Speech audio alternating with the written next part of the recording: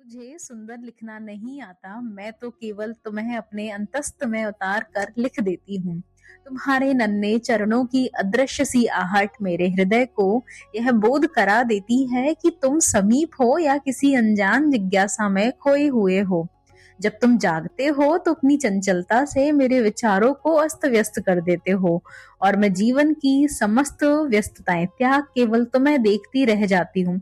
सोचती हूँ कितना गूढ़ है यह बाल मन जो स्वयं में भी उलझा है और इस ग्रह की प्रत्येक तुच्छ वस्तु में भी अपना संसार खोज लेता है।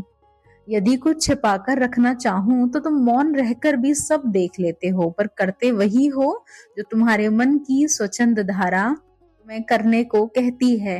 उसी स्वेच्छा में दौड़ते दौड़ते थक भी जाते हो और तब मेरी बाहों में आकर स्वयं को पूर्ण विश्वास के साथ सौंप देते हो।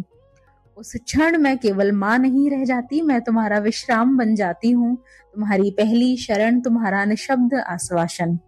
फिर मैं उस बिखरे हुए संसार को धीरे धीरे समेटने लगती हूँ, क्योंकि वही अव्यवस्था मेरे जीवन की सबसे पवित्र व्यवस्था है। वही अस्त व्यस्त घर मेरे मातृत्व का प्रमाण है और वही थकान मेरे सुकून की सबसे कोमल परिभाषा। तुम्हारे सो जाने के बाद भी मैं तुम्हारे स्वप्नों की चौकीदार बनी रहती हूँ, क्योंकि माँ होना केवल जन्म देना नहीं, जीवन भर जागते रहना है।